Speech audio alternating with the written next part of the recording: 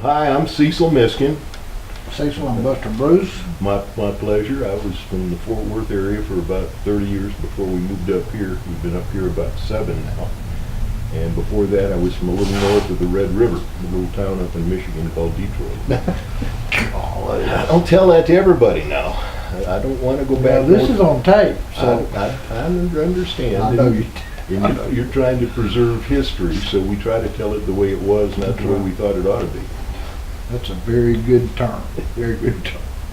Well, the reason that Dusty and I began this is I was writing for the Amarillo Globe as a stringer, and well, in fact, you and I had discussed this a year ago. Yes, sir. And I'm going to whip you a little bit about. We've been trying to interview this man for 4 months and get it on tape. So. Oh, come on, tell the truth. It's been at least 5. That's right. A great sense of humor, a good man. When we get through here, Dusty, I think, and I'll try to spend some time and get some of this on the video. Where, I mean, because for the last 7 years anyway, yep, this has been your life. Yes, and sir. we kind of want to get back to the beginnings. Dusty kind of said from your earliest memories. So, what do you think would be relevant to the historical value here? Your time as an attorney, how you got the unique story about your livestock inauguration. How you guys wound up here, and really, Cecil, what I'd like to do more than anything is get out the message that you're sending, not just with the store or but with the Goodnight house, with Goodnight proper, where you see things in the future, and what your involvement is in trying to get it there. So, well, let me. You painted. You set out kind of a broad. Well, it is. Just shoot on the wall and see what sticks. I understand how that works, and so there's really 2 parts. And let me start more with the message first. That's fine. And we'll come back to that Sure. multiple times, I hope. I've been involved in the bison industry for about 30 years, a little over 30 years. It's gone by awfully damn quickly. And when I say involved, the people that are raising bison, some for a livelihood, some for a hobby, end up with a passion. They end up with. Obviously, you did. Well, I'm just one of maybe 1,200 or so in the country, and I use that number because that's about the number of members of the National Bison Association. So you're talking about a national organization, Well, not just the Panhandle of Texas. We're talking about an international. International. We're talking about the American bison, the iconic animal that somehow managed to survive for 10 plus thousand years before the U.S. government decided to make it the national mammal. I don't know how the animal survived without the government stepping in, and I have my trepidations about that part. But this community of people, many of whom have passed on, that for years in their lifetime helped to preserve, promote, and raise more bison. Because if we back up to what we call the bottleneck, back 1885 to 1890, when hunters, disease, government intervention had killed off virtually all the herd. And by both north and south? Everything. Okay. By physical count, William Hornaday from the Smithsonian came out and interviewed people that owned them. And his write-up in the Smithsonian Journal is classic. But he could only identify between 500 and 1,000 animals left alive in the world. And that included interviews with hunters, with the hide hunters who knew what canyons to go poke their heads into and how to cross the Staked Plains looking for more animals. So from there, we've gotten up to now where maybe we've got 425, 450,000. That's an accomplishment to be proud of. Now, Now. And but at one time, before the hunters, when the Indians owned this country, the Well, herds, how big, Cecil? I mean, the estimates, and of course nobody knows because you couldn't No. count, but the estimates are 30 to 60 million, and those are based on bone counts, on hide piles, on what little records some of the hunters and the hide buyers, Kept. the procurement Mhm. folks. You know, Goodnight brought beef, and he also brought buffalo to the military and to the railroad workers. This was a survival. Sure. And it was a way that not only the Texas Panhandle, but the western United States, west meaning from the Mississippi on, it's how it grew. But again, getting back to that, we know what's happened in the past. We want to learn from it. We want to help the teens and 20-year-olds and 30-year-olds who are going to take over from us. Pretty quick. Yeah, that's right. It's a couple blinks of an eye and we're gone. And so we want them to see what they can do to continue the preservation process. There's lots of small stories that make up the bigger picture, but ultimately it's the people that have been involved, friends, people that I met that helped mentor me. We never had a big herd. We never had enough land. I mean, when I first moved out into the wilds of Burleson, Texas, south of Fort Worth, and thought that I had just staked out this 30-acre claim that was just unbelievably huge. I'd never seen such a patch of land. Well, I've learned since, that, like a lot of lessons I've learned, that don't think you're that smart. That's true. God will humble you. Yeah, that and a couple of animals. Amen. Yeah. So anyway, but the idea is, let's pass on what knowledge, what little things we've learned. I'll give you an example. We had 3 young men in here yesterday. They must have spent an hour and a half in the store. They looked at the knives and they're students at Clarendon College. They're all from New Mexico. And Darlene was out here and she talked to them for quite a while. And they get fascinated. The more you give them an opportunity to talk. And so one of them is in the horse judging, one of them is in meat judging, and I forget what the third one is doing. And she said, well, do you guys want to come out here when we work the animals and pull gates? Oh my God, it's like you gave them an offer work. Free labor and Absolutely. So, but we do this as much to educate them. It's not that we can't do it ourselves. Oh, no, I understand that. Yeah, but you give them the opportunity. Absolutely. Well, I mean, this is so, I mean, it takes on a life of its own. It does. Yes, I mean, it does. you mentioned the young guys. I mean,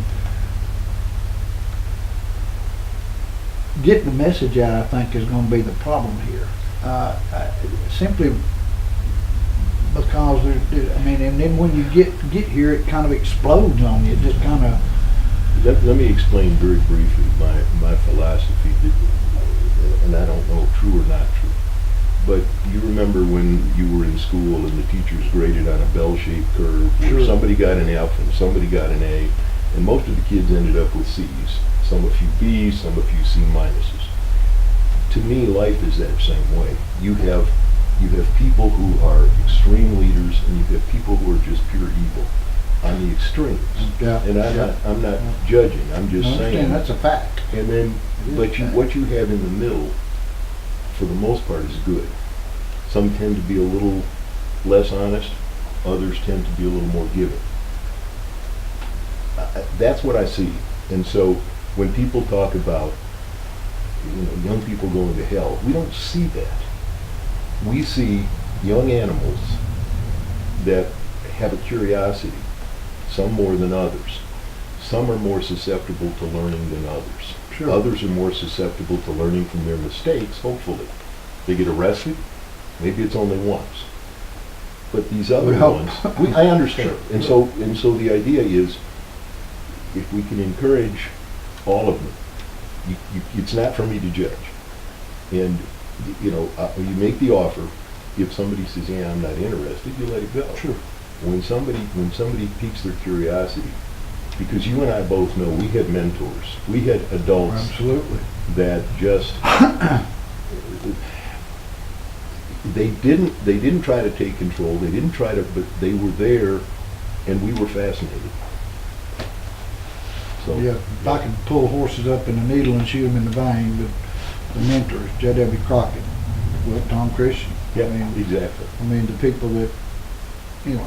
And again, when you got a chance to talk to some of them, they had mentors. Yeah, they did. And so I don't care if you call it tribal, I don't care what you call it.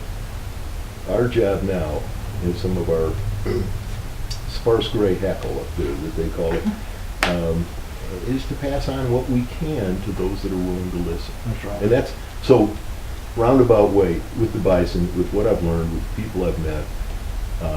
Now, is bison the proper term instead of buffalo? Yes, sir. Or, okay. It's That- kind of like a clip in a magazine. I remember my shooting, when the police, and they, boy, if you called a magazine for an automatic a clip, they Yeah. just jumped up and down, so. Yeah, and it's. But it is bison.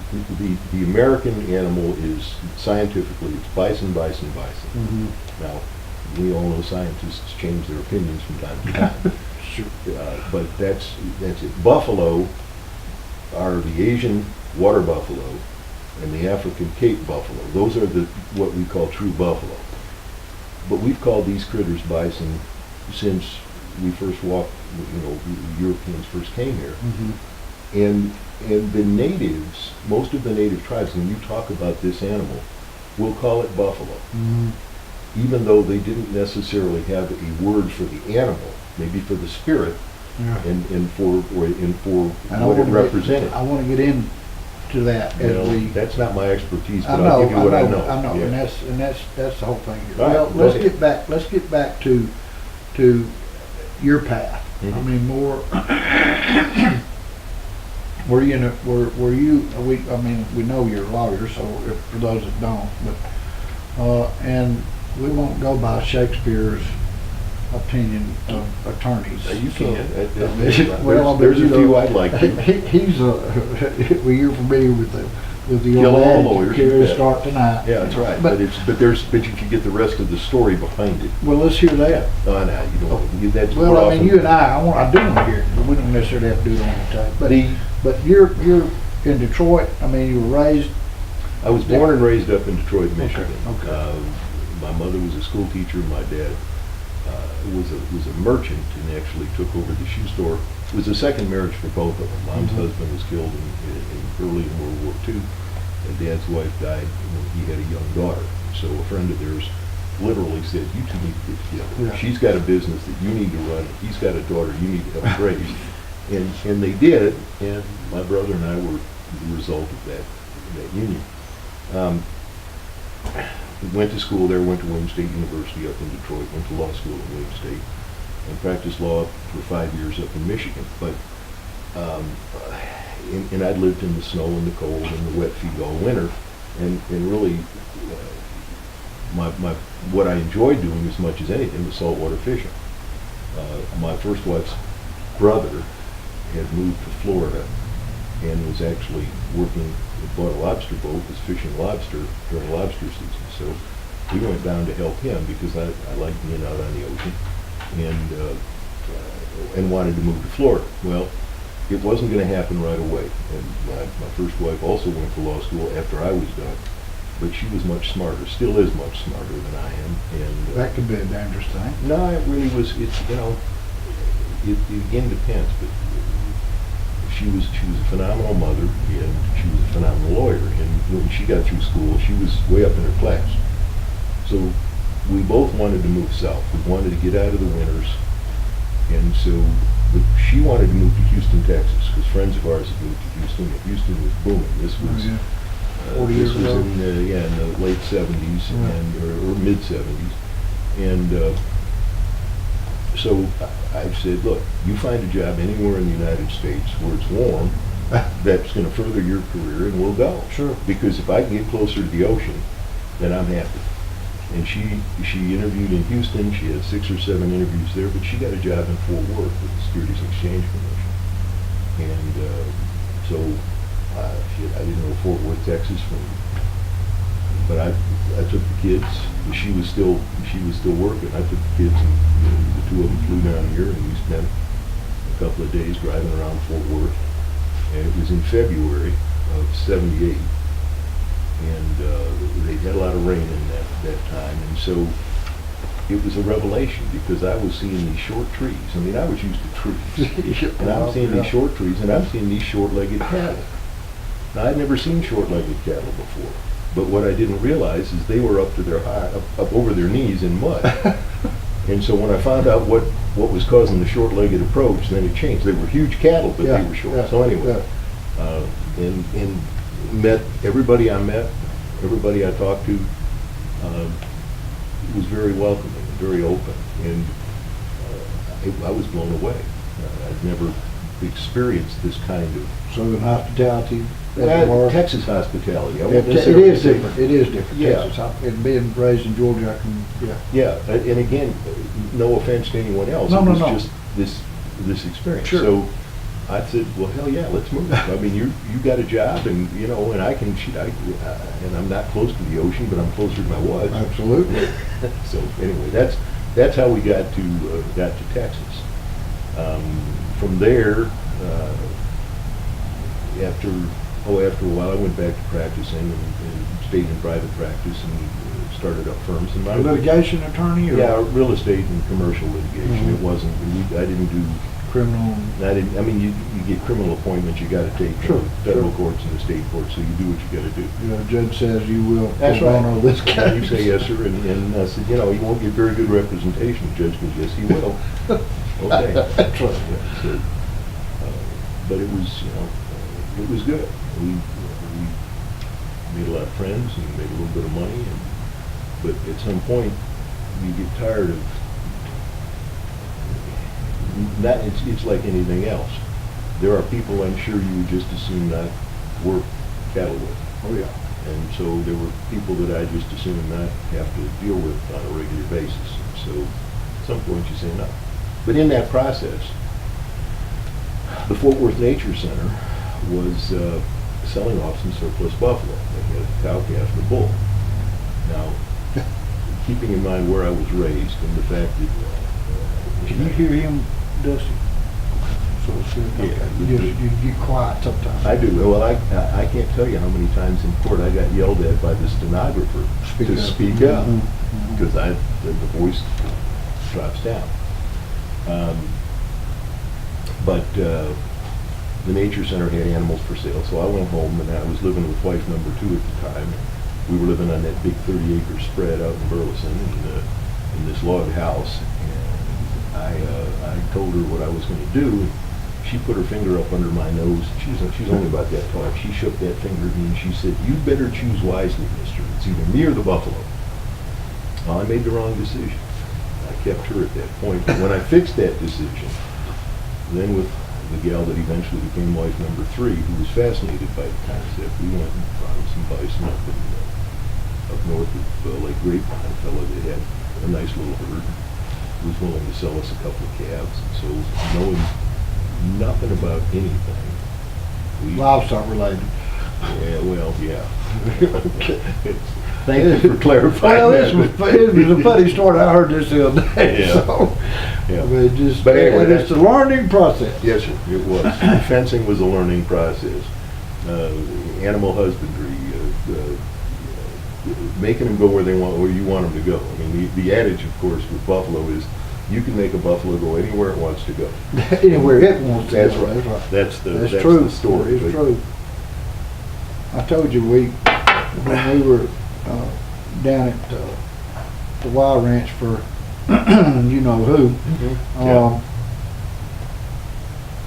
We gathered off the neighbors big time. I mean, and gathered one buffalo out of Crowell, 70 miles south of where. I mean, anyway, Yeah. bison. We gathered one bison. Yeah, it doesn't matter what Yeah, I we know. call them critters. It's That's all. right. That's just what they are. But no, it's So we had the 30-acre Ponderosa, and yeah, and I think at one time we had as many as 18 or 20 head out there, which was way too many for. They're the animal, it's about one animal unit per acre, so it's Mhm. not bad. That's We had a right. lot of woods, and we had a lot of Bermuda, and they did well. Oh, yeah. But same thing, it was a learning process. Our first bull, basically, we didn't worm them often enough. In small confines, they're susceptible to parasites. And of course, they're eating over their manure. The flies are laying eggs and the worms are coming up. And so, you need to worm 2-3 times a year, and we didn't. And so he'd get down, he'd get wormy, we'd doctor him up, Call the vet. Well, we got to where we didn't need to do that. No, We had- I was learning. Yeah, and Sure. and we were lucky because we had a couple of vets in the area that were willing to learn, and we had other vets that we'd met through the association that were willing to share information. But by this time, you had gotten involved in the association? Yeah. Okay. Yeah, there was, the National Buffalo Association was holding a meeting, one of their meetings down in San Antonio, so that was the first time we went down there. And at that meeting, there were 8 or 10 Texans, and we decided to form our own association. Sure. And so we did, and it's Still viable? It's still going. Yeah, it's had its its ups and downs, Sure. but it's a couple hundred members right now. Interestingly enough, the last ag census, whatever it was, 6 years ago, I guess, when the report came out, there were 1,200 people in the state of Texas reporting that they owned bison, more than anyone else, any other state. And at that time, there were about 60 or 70 members in the association, and we thought we knew everyone in the state that had bison. And there were 1,200 people. It's like, wow, where are they? Yeah. Well, they didn't have a lot, but they'd have 2, they'd have 5, they'd have 12. But they were in the association? No, they weren't in the Oh, they weren't? association. Okay. They were people in the state of Oh, yeah, Texas from the ag census. Okay, that I'm sorry, go were ahead. willing to admit to the government that they owned bison. Yeah. I mean, and it was a revelation to us, and so we tried to find. I mean, the census is there. You don't Sure. have names, but we put out newspaper articles and things, and most of them just went, we don't need to be associated. Yeah. When I moved up here, there were 1, 2, 3, 4 different folks that we saw that had bison on their property. You need to. No, I'm good. You- Kind of shift and wait. All right. If that isn't comfortable, No, let's get you this something else that is. is good. This All is right. good. Well, it's okay. Take it home with me on the back of the truck. You can do that. For Ash, we might actually put you up on the roof like Granny Clampett. That probably work on the back of that truck. I don't know, getting you up there would be the issue. Yeah, it's true. Well, there's probably a jack or a rope pulley or. The tractor might work. Probably loaded. It'll hold the bale, so That's anyway. But So you moved up here? there were people up here that had bison that had no. A lot of them had bison simply because they had land. It was something they were interested in. They'd buy a few, they'd dump them out, they'd let them go. Before we actually moved up here, well, just a little bit before, I got a call from somebody, and at the time it was in West Texas. Now, I didn't know. The difference between Panhandle and West Texas? I understand. Yeah, I didn't know. And he wanted to know if we were buying bison. I said, well, how many you got? He said, I don't know. I said, well, you got an idea? He said, not really. He said, and I think at the time, again, I didn't know land, but he had about 34,000 acres, which is big, but it's not huge. Not in comparison to the JAs or? Yeah, right. But anyway, Listen, there had been bison on his property, and his dad and his father before him. And they finally decided it was time to harvest. But they did not know how many they had. He said, might be 100, might be 400, I don't know. So I put him in touch with some of the folks in the feedlots that were buying bison that were looking for more animals. And eventually they found somebody to take them and move them off. And exactly where out here, I don't know. But again, those were the kind of things that just struck me as, wow. I mean, yeah, really. Yeah. And there was one of the Britons up here, Lewis Britton, was when we first moved up here. Lewis he'd been raising them. I guess his dad actually bought a few before, and he ended up with them. And so for 30 years, he had bison out there on, and he finally contained them. He was tired of chasing them across neighbors' property, and it's not that they're hard to contain if you understand Their nature, sure, Yeah. sure, the nature. And- They're a drift animal. I mean, they roam and they circulate, but the interesting part, they've done some studies where they've microchipped herds and been able to satellite track them. And in particular on one of Turner's ranches where they've got, and so you have this herd migration, but within the herd you have smaller what appear to be family units that don't, the whole herd is moving, but they're moving sort of in small circles. Mhm. And so over a large period of time, the animals will shift, but over small periods of time, they're just simply out there grazing, and then laying down, digesting, and off they go. So it's been interesting over time to see some of these studies and some of the research, and then try to think about it, and not just say, okay, that's the way it is, but is this the way the bigger herds migrated? Do they see the same kind of migration in some of the parks? Yellowstone is an anomaly. Custer State Park is a well-run, well-managed herd operation. Wichita Mountain Reserve up in Lawton, phenomenal. Federal, the same agency that runs Wichita Mountain runs Yellowstone. And Custer and. No, Custer State. Oh, Custer okay. is South Dakota State. Okay. But there's, where are the other, I know there's at least one other federal herd, I don't remember at the moment where it is, but some of them are so well run, especially when the people who are involved, everybody shares. The private ranchers, the governmental herds, the conservation groups, everybody in the bison industry virtually everybody is willing to share.